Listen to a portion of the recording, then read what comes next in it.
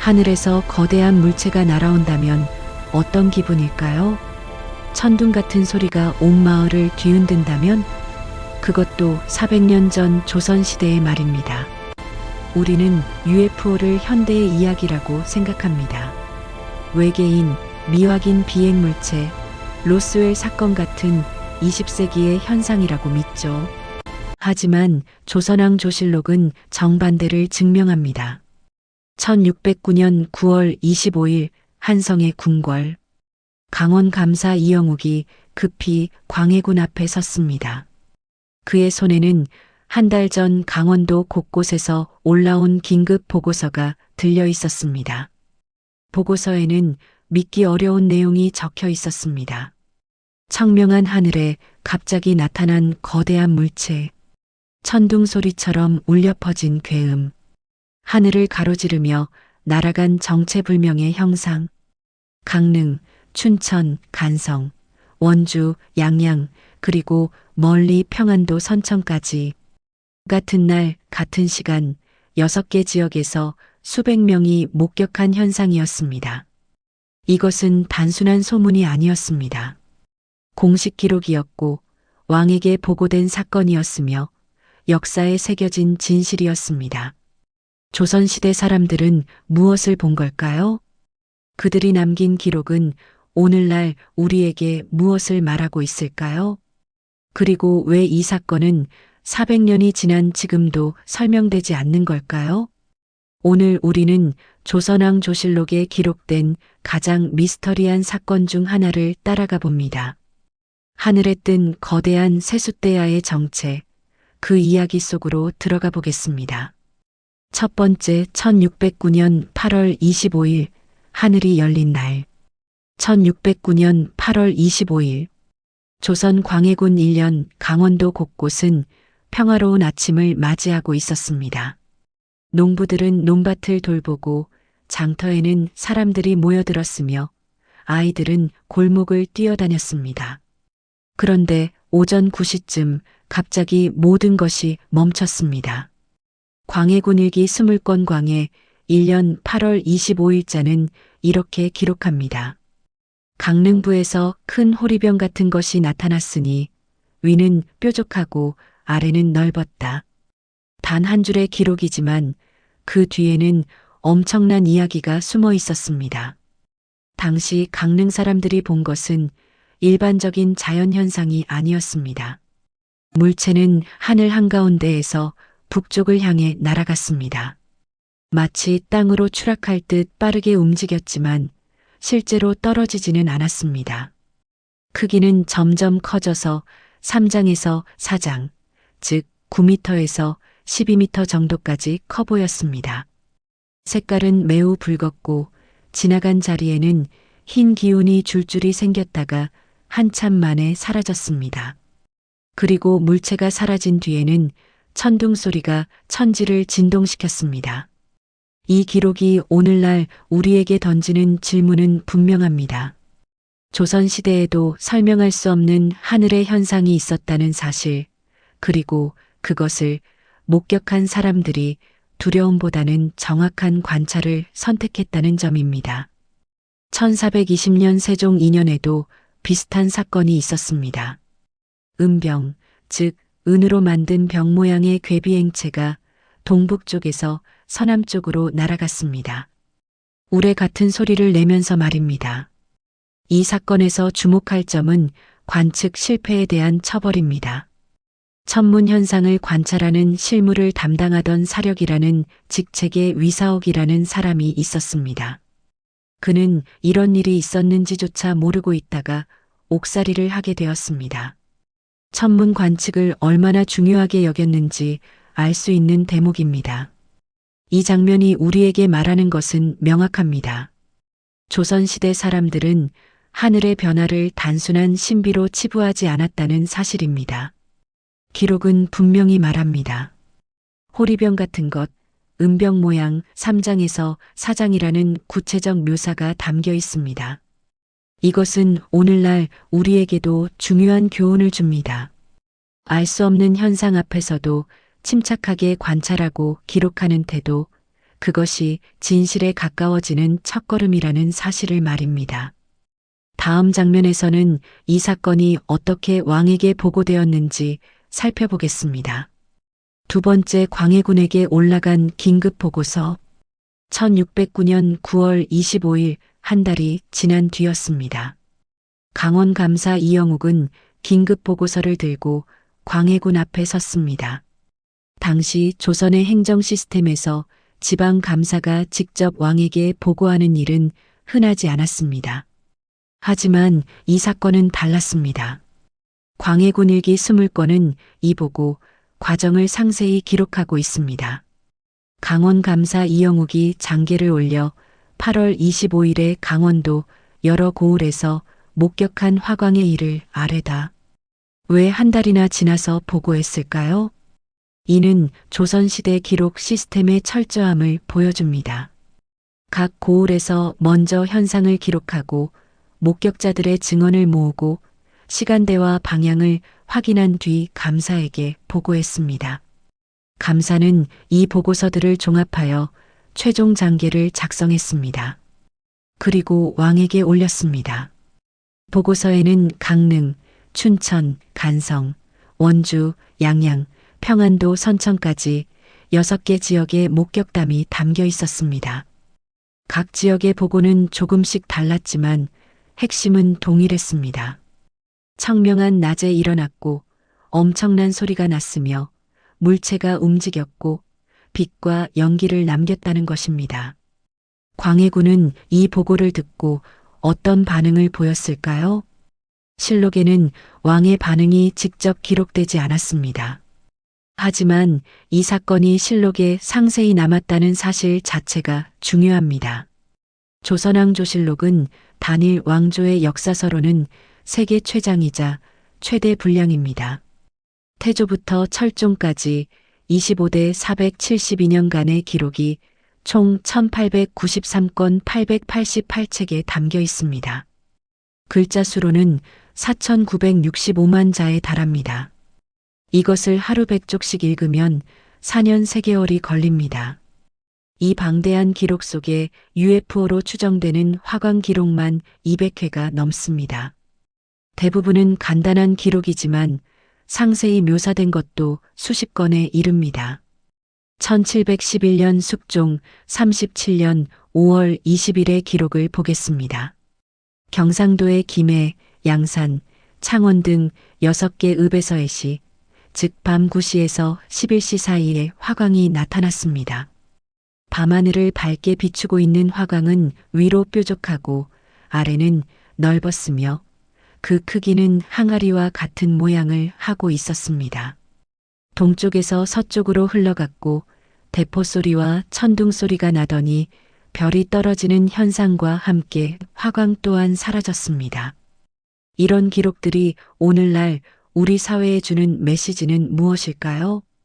첫째, 투명한 보고 시스템의 중요성입니다. 아래에서 위로, 지방에서 중앙으로, 목격자에서 기록자로 이어지는 체계적 시스템이 있었기에 이런 기록이 가능했습니다. 둘째, 사실에 기반한 기록 정신입니다. 이해할 수 없는 현상이라도 과장하거나 축소하지 않고 본 그대로를 기록하려는 태도가 있었습니다. 셋째, 후대를 위한 책임감입니다. 당장 설명할 수 없어도 언젠가 후손들이 이해할 수 있도록 정확히 남기려는 의지가 있었습니다. 이 보고 과정이 우리에게 남기는 교훈은 이것입니다. 진실은 체계와 투명성 속에서 보존된다는 사실입니다. 강원감사가 왕에게 올린 장계는 단순한 보고서가 아니었습니다. 그것은 알 수 없는 것도 정직하게 기록한다는 조선의 정신을 담고 있었습니다. 오늘날 우리는 이 태도를 어떻게 이어가고 있을까요? 설명할 수 없는 현상 앞에서도 사실을 왜곡하지 않고 투명하게 공유하며 후대가 판단할 수 있도록 남기는 용기를 가지고 있을까요? 이 질문이 이 장면이 우리에게 던지는 핵심 메시지입니다. 다음 장면에서는 6개 지역에서 올라온 구체적인 목격담을 살펴보겠습니다. 세 번째 6지역, 수백 명의 증언. 같은 날, 같은 시간, 서로 다른 6곳. 1609년 8월 25일 강원도와 평안도 곳곳에서 사람들은 하늘을 올려다보고 있었습니다. 그들이 본 것은 조금씩 달랐지만 본질은 같았습니다. 먼저 춘천부의 기록입니다. 큰 동이 모양이었는데 매우 크고 빠르기는 화살 같았습니다. 목격자들이 본 것은 엄청난 속도로 움직이는 거대한 물체였습니다. 불처럼 생긴 것이 점차 소멸되었고 마지막에는 우레와 같은 소리가 났습니다. 간성군의 보고는 훨씬 더 상세합니다. 오전 9시쯤 푸른 하늘에 햇빛이 쨍 비치고 한 점의 구름도 없는데 갑자기 우레 소리가 났습니다. 북쪽에서 남쪽으로 향하는 방향이었습니다. 사람들이 모두 하늘을 올려다보니 연기처럼 생긴 것이 두 곳에서 조금씩 나왔습니다. 형체는 도기와 같았고 움직이다가 한참 만에 멈췄습니다. 우레 소리는 마치 북소리처럼 울렸습니다. 원주목에서는 붉은색으로 배처럼 생긴 것이 길게 흘러 남쪽에서 북쪽으로 갔습니다. 천둥 소리가 크게 나다가 잠시 뒤에 그쳤습니다. 그런데 가장 놀라운 기록은 양양부에서 나왔습니다. 어느 집들의 세수대야처럼 생긴 물체가 나타났습니다. 크기는 한 아름 정도였고 길이는 배반 필 정도였습니다. 동쪽은 백색이었고 중앙은 푸르게 빛났으며 서쪽은 적색이었습니다. 그것이 무지개처럼 둥글게 돌았습니다. 그 모습은 깃발을 만든 것 같았습니다. 이 물체는 반쯤 공중에 올라가더니 온통 적색이 되었습니다. 위에 머리는 뾰족하고 아래 뿌리 쪽은 잘라낸 듯 했습니다. 곧바로 하늘 한가운데서 약간 북쪽으로 올라가더니 흰 구름으로 변하여 선명하고 보기 좋았습니다. 이어 하늘에 붙은 것처럼 날아 움직여 하늘에 부딪힐 듯 끼어들면서 마치 기운을 토해내는 것 같았습니다. 갑자기 또 가운데가 끊어져 두 조각이 되더니 한 조각은 동남쪽을 향해 일장 정도 가다가 연기처럼 사라졌습니다. 한 조각은 본래의 곳에 떠 있었는데 형체는 마치 벼로 만든 방석과 같았습니다. 조금 뒤에 우레 소리가 몇 번 나더니 끝내는 돌이 구르고 북을 치는 것 같은 소리가 그 속에서 나다가 한참 만에 그쳤습니다. 이 묘사는 오늘날 읽어도 생생합니다. 색깔의 변화, 형태의 변화, 분리되는 과정, 소리의 변화까지 세밀하게 기록되어 있습니다. 같은 날 평안도 선천군에서도 비슷한 현상이 목격되었습니다. 오시, 즉 오전 11시에서 오후 1시 사이의 꼴단, 즉 건초 다발처럼 생긴 불덩어리가 하늘에서 떨어져 순식간에 사라졌습니다. 놀라운 것은 이 현상이 목격된 시간입니다. 사시, 즉 오전 9시에서 11시 사이에 시작되어 미시 오후 1시에서 3시까지 계속되었습니다. 무려 4시간에서 6시간 동안 여러 지역에서 동시다발적으로 목격된 것입니다. 이것이 오늘날 우리 사회에 주는 메시지는 무엇일까요? 첫째, 다수의 증언이 가진 힘입니다. 한 사람의 목격담은 착각일 수 있지만 수백 명이 서로 다른 장소에서 같은 시간에 목격한 현상은 무시할 수 없습니다. 둘째, 세밀한 관찰의 가치입니다. 색깔, 크기, 방향, 소리, 형태의 변화까지 구체적으로 기록했기에 400년이 지난 지금도 우리가 분석할 수 있습니다. 셋째, 열린 마음의 중요성입니다.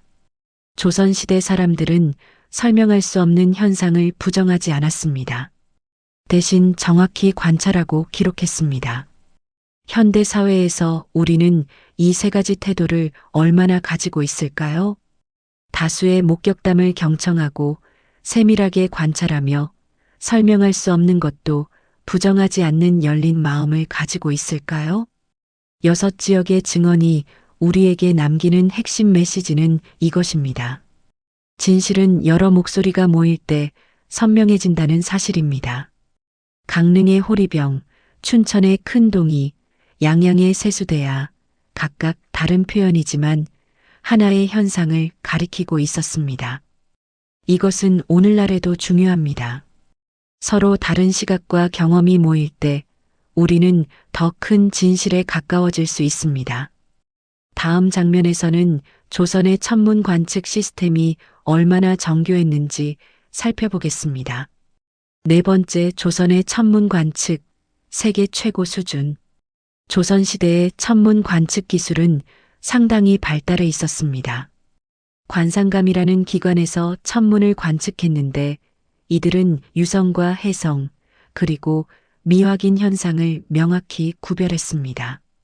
밤에 떨어지는 별 유성은 유성이라고 했고, 낮에 보이는 유성은 영두성이라고 불렀습니다. 태양을 향해 움직이는 별은 혜성이나 패성으로, 새로 관측된 별은 객성으로 구분했습니다. 연려실 기술이라는 조선 후기 실학자 이익이 쓴 책이 있습니다. 별집 제열 5권에는 유성과 미확인 비행물체를 명확하게 구분해 기록할 수 있었다는 내용이 나옵니다. 조선의 과학기술 수준이 그 정도였다는 뜻입니다. 그런데 1609년 8월 25일에 목격된 현상은 이 어느 것에도 해당하지 않았습니다. 그래서 실록에는 화광, 즉 불에서 나오는 밝은 빛이라는 표현을 사용했습니다. 이것은 알 수 없는 현상을 솔직히 알 수 없다고 기록하는 태도입니다. 조선시대 천문 관측의 목적은 농사에 필요한 적절한 시기를 백성에게 알려주는 관상수시, 즉 하늘을 관찰하여 시간을 알려준다는 원칙에 기반했습니다. 그러나 괴이한 천문 현상은 단순한 날씨 예측을 넘어서는 의미를 지녔습니다.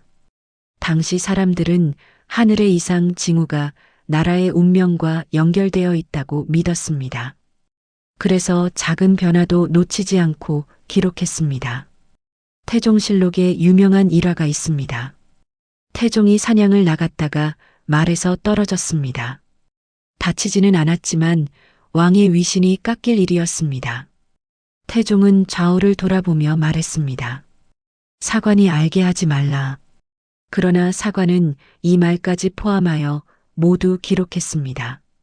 이처럼 철저한 기록 정신이 UFO 목격담도 상세히 남길 수 있었습니다.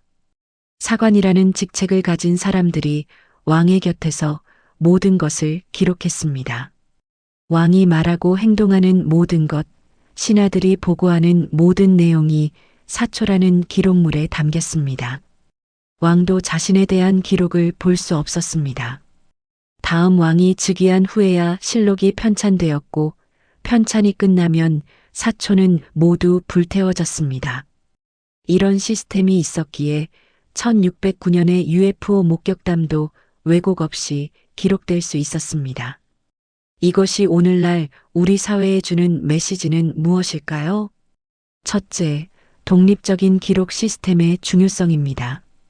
권력으로부터 독립된 기록자가 있어야 진실이 보존됩니다. 둘째, 분류체계의 필요성입니다. 알려진 것과 알 수 없는 것을 명확히 구분하는 과학적 태도가 필요합니다. 셋째, 후대를 위한 책임입니다. 지금 설명할 수 없어도 정확히 기록하면 언젠가 누군가 그 의미를 밝힐 수 있습니다. 1588년 선조 21년 윤 6월의 기록을 보겠습니다. 북병사, 즉 함경도 북병령에 둔 병마절도사가 임금에게 올린 계본에 따르면 6월 2일 이경, 즉 밤 9시에서 11시 사이에 온성에 하나의 불덩이가 나타났습니다. 그 형체가 마치 사람이 둥근 방석에 앉아 있거나 활과 화살을 휴대한 것 같기도 했다고 묘사하고 있습니다. 선조실록에 기록된 이 사건은 단순한 불덩이를 넘어 인간의 형상을 연상시킨다는 점에서 매우 기묘합니다. 조선의 천문 관측 시스템이 우리에게 남기는 메시지는 분명합니다. 과학은 모른다고 말할 수 있는 용기에서 시작된다는 것입니다. 조선의 관상감은 유성, 해성, 객성을 구분할 수 있었습니다. 하지만 1609년의 현상은 어디에도 속하지 않았습니다. 그래서 그들은 솔직하게 화광이라는 새로운 용어를 사용했습니다. 알 수 없는 것을 알 수 없다고 인정하는 것, 그것이 진정한 과학의 시작입니다. 오늘날 우리는 모르는 것을 인정하는 용기를 가지고 있을까요? 다음 장면에서는 200년 넘게 이어진 화광 기록들을 살펴보겠습니다. 다섯 번째, 200년간 이어진 하늘의 기록. 1609년의 사건은 조선왕 조실록에 기록된 유일한 UFO 사건이 아니었습니다. 전혀 그렇지 않습니다. 실록을 살펴보면 화광이라는 표현이 200회가 넘게 등장합니다. 대부분은 간단한 유성 기록이지만 상세히 묘사된 사례들도 적지 않습니다. 1420년 1월 4일 세종 2년의 기록을 보겠습니다. 은병, 그러니까 은으로 만든 병 모양의 괴비행체가 동북쪽에서 서남쪽으로 날아갔습니다. 우레 같은 소리를 내면서 말입니다. 이 사건에서 주목할 점은 관측 실패에 대한 처벌입니다. 천문 현상을 관찰하는 실무를 담당하던 사력이라는 직책의 위사옥이라는 사람이 있었습니다. 그는 이런 일이 있었는지조차 모르고 있다가 옥살이를 하게 되었습니다. 세종실록 7권 세종 2년 1월 4일자에 기록되어 있습니다. 천문 관측을 얼마나 중요하게 여겼는지 알 수 있는 대목입니다. 1711년 숙종 37년 5월 20일의 기록을 보겠습니다. 경상도의 김해, 양산, 창원 등 6개 읍에서의 시, 즉 밤 9시에서 11시 사이에 화광이 나타났습니다. 밤하늘을 밝게 비추고 있는 화광은 위로 뾰족하고 아래는 넓었으며 그 크기는 항아리와 같은 모양을 하고 있었습니다. 동쪽에서 서쪽으로 흘러갔고 대포 소리와 천둥 소리가 나더니 별이 떨어지는 현상과 함께 화광 또한 사라졌습니다. 숙종실록 신권 숙종 37년 5월 20일자의 기록입니다. 가장 극적인 묘사는 1588년 선조 21년 윤6월의 기록에서 찾을 수 있습니다. 북병사, 즉 함경도 북병령에 둔 병마절도사가 임금에게 올린 계본에 따르면 6월 2일 이경, 즉 밤 9시에서 11시 사이에 온성에 하나의 불덩이가 나타났습니다. 그 형체가 마치 사람이 둥근 방석에 앉아 있거나 활과 화살을 휴대한 것 같기도 했다고 묘사하고 있습니다. 선조실록에 기록된 이 사건은 단순한 불덩이를 넘어 인간의 형상을 연상시킨다는 점에서 매우 기묘합니다. 이러한 기록들이 실록에 남을 수 있었던 것은 조선의 독특한 기록 시스템 덕분입니다. 조선왕 조실록은 단일 왕조의 역사서로는 세계 최장이자 최대 분량입니다. 태조부터 철종까지 25대 472년간의 기록이 총 1893건 888책에 담겨 있습니다.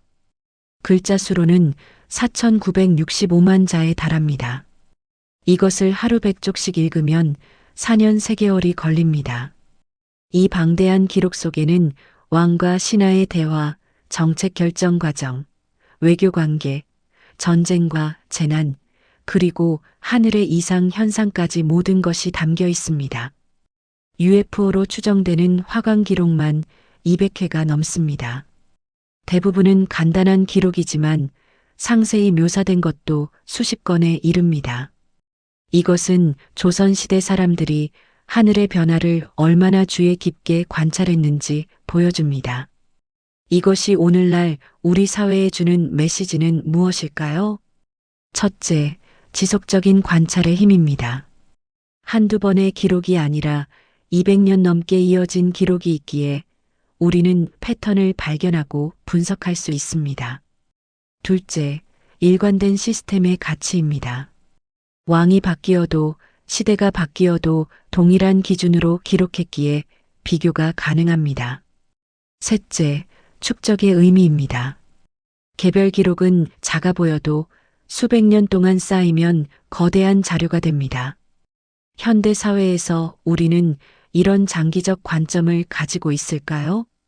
당장 설명할 수 없는 현상도 꾸준히 기록하고 일관된 기준을 유지하며 후대를 위해 축적하는 태도를 가지고 있을까요? 200년간 이어진 화강 기록이 우리에게 던지는 메시지는 명확합니다. 진실은 시간 속에서 축적되며 그 축적이 미래를 밝힌다는 것입니다. 1420년부터 1711년까지 조선의 사관들은 하늘의 이상 현상을 꾸준히 기록했습니다. 때로는 처벌을 받으면서도 때로는 비웃음을 받으면서도 말입니다. 하지만 그 기록들이 쌓여 오늘날 우리는 400년 전 조선의 하늘을 바라볼 수 있게 되었습니다.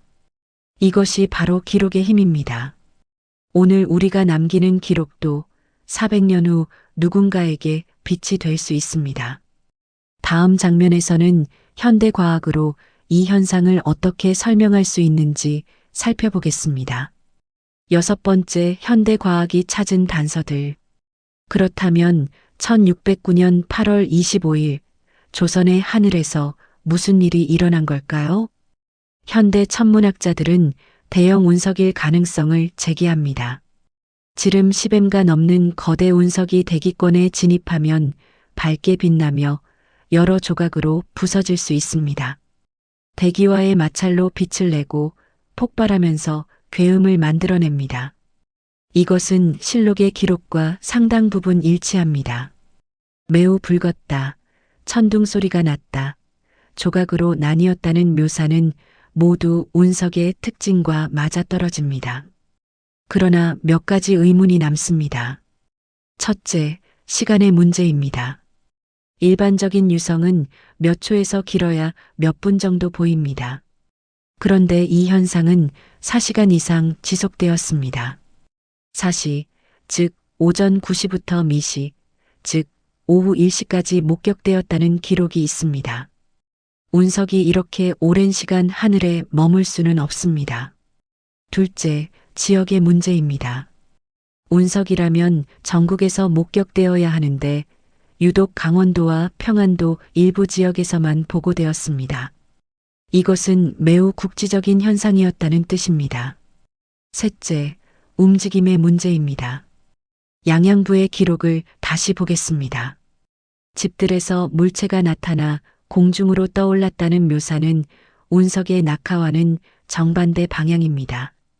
운석은 하늘에서 땅으로 떨어지는데 이것은 땅에서 하늘로 올라갔습니다. 그리고 두 조각으로 분리되어 한 조각은 날아가고 한 조각은 공중에 머물렀다는 기록도 일반적인 천문 현상으로는 설명하기 어렵습니다. 일부 학자들은 화구, 즉 매우 밝은 유성일 가능성을 제시합니다.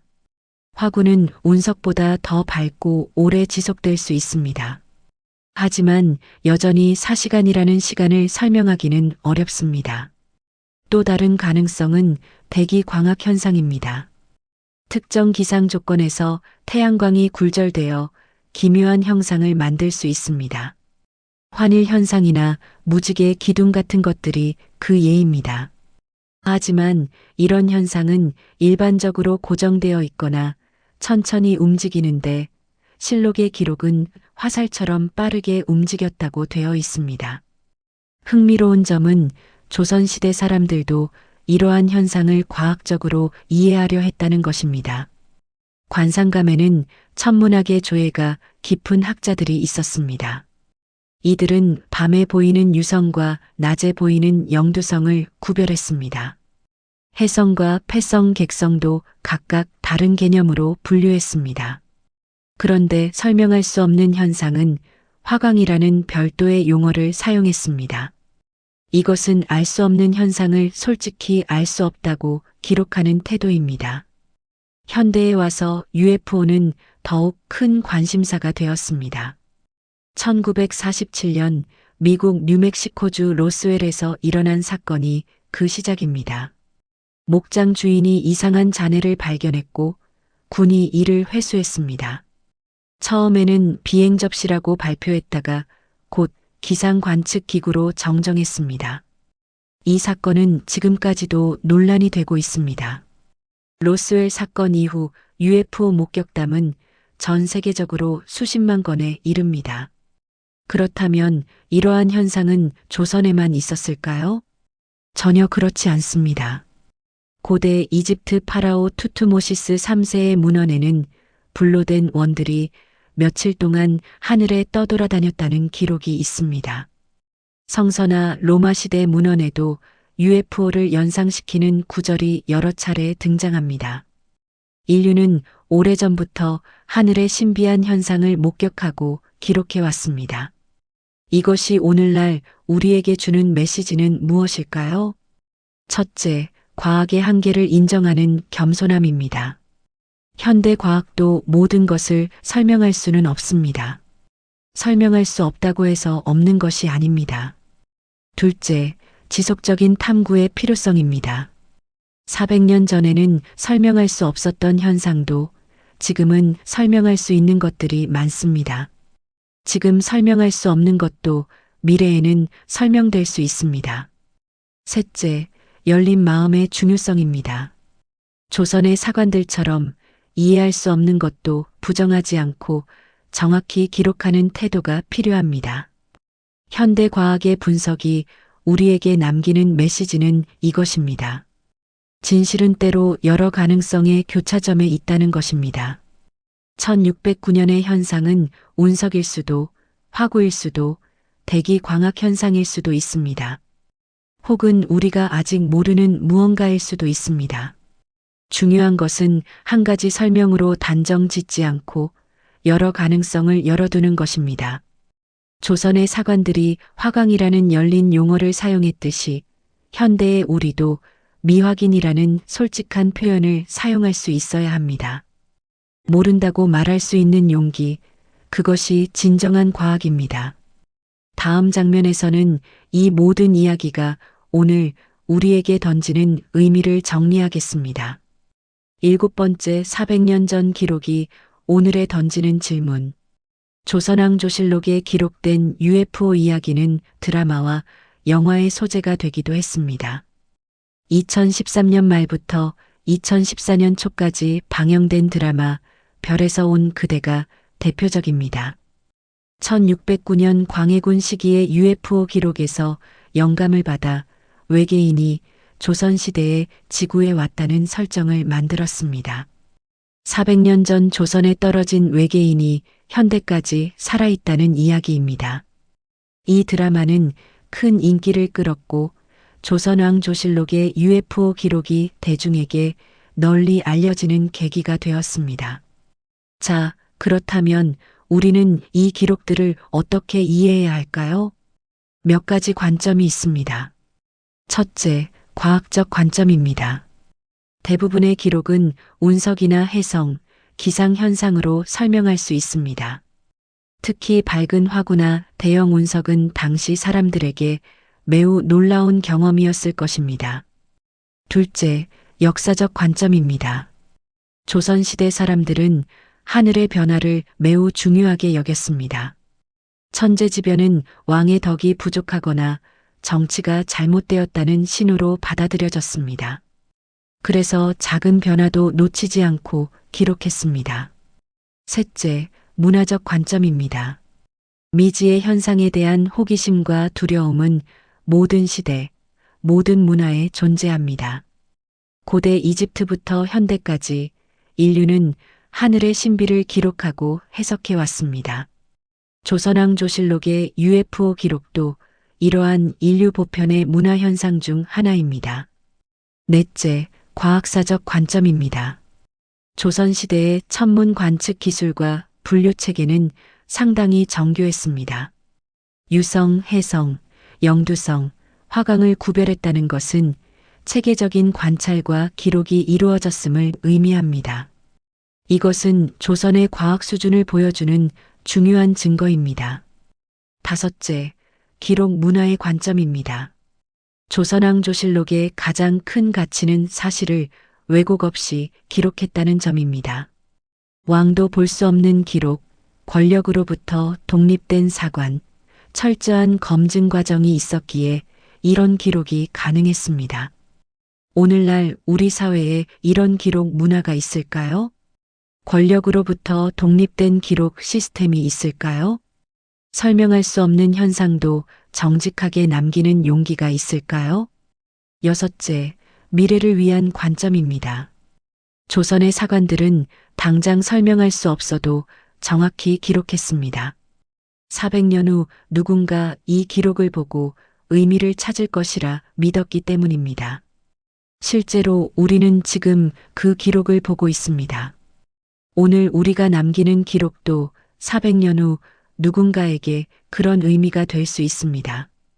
일곱째, 인간의 보편성에 대한 관점입니다. 400년 전 조선 사람들도 우리와 같은 감정을 느꼈습니다. 하늘의 이상 현상을 보고 놀라워했고 두려워했으며 동시에 호기심을 느꼈습니다. 그리고 그것을 이해하려 노력했습니다. 시대가 바뀌어도 기술이 발전해도 인간의 본질은 변하지 않습니다. 미지에 대한 호기심, 진실을 알고 싶은 욕구, 후대에 남기고 싶은 마음은 모두 인간의 보편적 특성입니다. 이것이 오늘날 우리에게 주는 가장 큰 메시지입니다. 우리는 과거와 단절된 존재가 아닙니다. 400년 전 조선 사람들과 같은 하늘을 보고 같은 의문을 품으며 같은 방식으로 기록하고 있습니다. 그리고 400년 후 우리의 후손들도 같은 일을 할 것입니다. 400년 전 기록이 오늘 우리에게 던지는 핵심 메시지는 이것입니다. 진실을 향한 인간의 여정은 시대를 초월한다는 것입니다. 1609년 조선의 사관들은 하늘의 신비를 기록했습니다. 2025년 우리는 그 기록을 읽으며 같은 하늘을 올려다봅니다. 2425년 우리의 후손들도 우리가 남긴 기록을 보며 같은 질문을 할 것입니다. 그때 하늘에서 무슨 일이 일어났을까? 이 질문이 이어지는 한 인류는 계속 앞으로 나아갈 것입니다. 지금 우리가 할 일은 명확합니다. 조선의 사관들처럼 정직하게 관찰하고 정확하게 기록하며 후대를 위해 남기는 것입니다. 그것이 바로 역사를 기억하는 진정한 이유입니다. 우리는 지금까지 1609년 8월 25일 조선의 하늘에서 벌어진 7가지 장면을 함께 살펴봤습니다. 강원도 6개 지역에서 동시에 목격된 거대한 물체, 광해군에게 올라간 긴급 보고서, 수백 명의 세밀한 증언, 조선의 정교한 천문 관측 시스템, 200년 넘게 이어진 화강 기록, 현대 과학의 분석, 그리고 오늘 우리에게 던지는 질문까지. 각각 다른 순간처럼 보였던 이 7장면이 사실은 하나의 진실을 향해 나아가고 있었다는 사실의 깊은 의미를 느끼게 됩니다. 당시 기록들은 이 과정이 우연이 아니라 조선 사람들의 치열한 관찰, 정확한 기록, 과학적 태도가 누적된 결과였음을 보여줍니다. 광해군 일기의 표현처럼 큰 호리병 같은 것이 하늘 한가운데 나타났다는 진술은 단순한 묘사가 아니라 알 수 없는 것도 정직하게 남긴다는 조선의 기록 정신을 담고 있습니다. 이 기록들은 단지 개인의 목격담이 아니라 한 시대 전체가 공유한 경험이었고 왕에게 보고된 공식 사건이었으며 후대를 위해 보존된 역사적 증거였습니다. 오늘을 살아가는 우리에게도 이 이야기는 중요한 메시지를 남깁니다. 역사는 먼 과거의 기록이 아니라 지금 이 순간 우리의 선택과 기록 속에서도 동일한 원리로 움직입니다. 정직한 관찰, 정확한 기록, 후대를 위한 책임감이 모여 한 시대의 진실을 만들어갑니다. 우리는 이 7가지 장면을 통해 배운 교훈을 잊지 말아야 합니다. 진실은 시간이 지나도 변하지 않지만 진실을 기록하는 용기는 시대마다 시험받는다. 이 선언은 과거에만 머무는 말이 아니라 지금 우리의 삶에도 그대로 적용되는 진리입니다. 조선의 사관들이 하늘을 올려다보며 펜을 들었듯이 오늘 우리도 우리 시대의 진실을 기록할 책임이 있습니다. 그것이 바로 400년 후 우리의 후손들에게 남길 수 있는 가장 큰 유산입니다. 여러분, 오늘 밤 하늘을 올려다 보십시오. 혹시 알 수 없는 빛이 지나간다면 그것은 무엇일까요? 비행기일까요? 인공위성일까요? 아니면 무언가 다른 것일까요? 우리가 살펴본 7가지 장면은 서로 떨어져 있는 이야기가 아니었습니다. 1609년 강원도의 목격담에서 시작해 광해군에게 올라간 보고서, 6지역의 증언, 조선의 천문 시스템, 200년간의 기록, 현대의 분석, 그리고 오늘 우리가 내려야 할 선택까지 모든 것이 하나의 메시지로 이어집니다. 진실은 기록하는 자의 용기로 보존되고 시간을 초월해 후대에 전해진다. 조선의 사관들은 왕도 볼 수 없는 기록을 남겼습니다. 설명할 수 없는 현상도 정직하게 적었습니다. 400년이 지난 지금 우리는 그 기록 덕분에 조선의 하늘을 볼 수 있습니다. 그렇다면 오늘 우리는 무엇을 기록하고 있을까요? 400년 후 우리의 후손들은 우리가 남긴 기록을 보며 무엇을 느낄까요? 이 질문이 바로 오늘 이야기가 여러분에게 남기는 핵심입니다. 여러분은 이 사건을 어떻게 해석하시나요? 가장 인상 깊었던 장면이 무엇이었나요? 조선의 기록 정신이 오늘날에도 필요하다고 생각하시나요? 좋아요와 댓글로 여러분의 생각을 남겨주세요. 여러분의 해석이 이 이야기를 더 깊게 만듭니다. 우리가 함께 역사를 다시 읽어가 보겠습니다. 역사는 오래전 이야기가 아니라 오늘의 우리에게 길을 비추는 등불입니다. 긴 시간 함께 걸어주셔서 감사합니다. 다음 이야기에서도 또 다른 시대의 숨결을 함께 만나러 가겠습니다.